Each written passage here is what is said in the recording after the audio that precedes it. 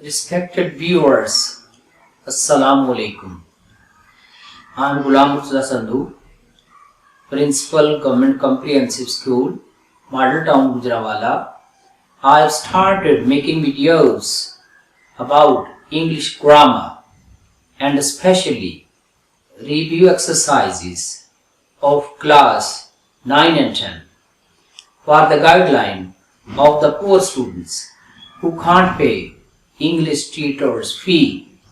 I request all of you to come forward to share your valuable knowledge with the students free of cost because Pakistani students need our attention to this aspect. If you find difficulty in video editing, let me know. I'll help you free of cost for the spread of English knowledge. Let's join hands to educate our coming generation to make Pakistan a prosperous country. Please watch this slide to share knowledge in detail. Thank you so much. बिस्मिल्लाहिर्रहमानिर्रहीम। मुहतरम सामीन, ये class 10 की review exercise का page number 103 है और question number 15। Our practice usually starts at 6 o'clock। Usually underlined है, इसका मतलब है आमतौर पर। तो इसके बारे में बताना है। The underline word is an adverb of degree. Degree आप जानते हैं कि पॉजिटिव और कंपैरेटिव और सुपरलेटिव होती है, उसमें ई आर और ई एस टी वगैरह होता है। तो ये ए ऑप्शन गलत है। नंबर 2 पे मैनर यानी किस तरीके से काम किया गया, सक्सेसफुली और फेलियर कुछ भी, वो मैनर होता है। बी ऑप्शन भी गलत है। और सी ऑप्शन फ्रीक्वेंसी। फ्रीक्वेंसी का मतलब है कितनी बार, तो अमूमन यानी आमतौर पर। तो ये फ्रीक्वेंसी सी ऑप्शन जो मैंने हाईलाइट की हुई है ये बिल्कुल दुरुस्त है। Question number 16, if he offers me a job I will accept it.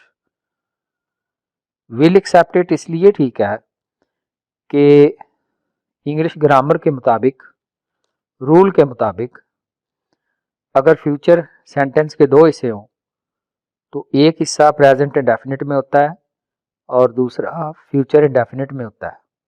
तो इसमें फर्स्ट पार्ट जो है, if he offers me a job, ये हिस्सा प्रेजेंट इंडेफिनिट में है, तो हमें सेकंड पार्ट में फ्यूचर इंडेफिनिट चाहिए।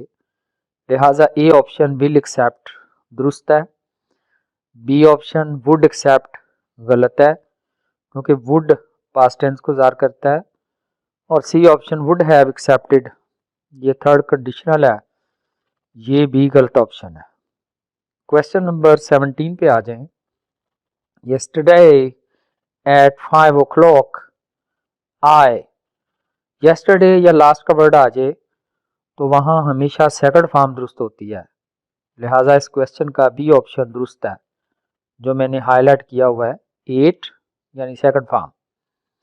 पहला इसलिए गलत है कि वाज ईटिंग क्लियर नहीं है कि कंटिन्यूस का फिक्रा है। और नंबर 3 पे परफेक्ट का फिक्रा हैड ईटन, वो भी गलत ऑप्शन है। तो 17 का दुरुस्त ऑप्शन बी 8 है। क्वेश्चन नंबर 18 पे आ जाए। By the time we go to the cinema the film had started ठीक होगा। क्यों? ग्रामर के रूल के मुताबिक अगर फर्स्ट पार्ट पास्ट इंडेफिनिट में हो यानी वी गॉट, तो सेकंड पार्ट उसका पास्ट परफेक्ट में होगा। लिहाजा हैड स्टार्टेड ए ऑप्शन दुरुस्त है।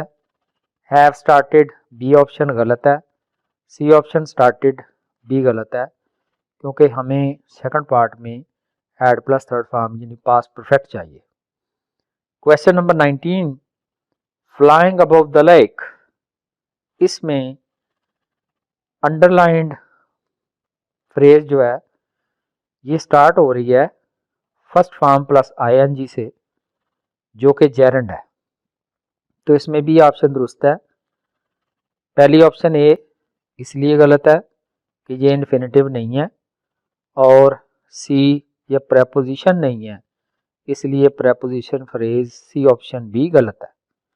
Question number 20, they invited us to their home yesterday, what tense is it? तो यस्टरडे से क्लियर है कि ये पास्ट इंडेफिनिट है, ए ऑप्शन दुरुस्त है। Past perfect had plus third form होती तो बी ऑप्शन दुरुस्त होता, और C option past perfect continuous ING होता, तब ये सी ऑप्शन के बारे में हम सोच सकते थे। क्वेश्चन नंबर 21 पे आ जाएं। A new computer was bought by them, इसका एक्टिव वॉइस कौन सा दुरुस्त है? They bought a new computer दुरुस्त है, क्योंकि जब सेकंड फॉर्म वाला एक्टिव वॉइस हो तो उसका पैसिव वॉइस वाज या वर प्लस थर्ड फॉर्म होता है। तो पहला इसलिए गलत है कि दे बाय फर्स्ट फॉर्म है, और C option they have bought भी गलत है, क्योंकि was bought past indefinite passive को ज़ाहिर करता है। तो जब हम एक्टिव में लाएंगे तो वहाँ पे सिर्फ सेकंड फॉर्म वाली बी ऑप्शन दुरुस्त करार पाई है। Thank you so much for watching and listening to my lesson. Thanks a lot once again.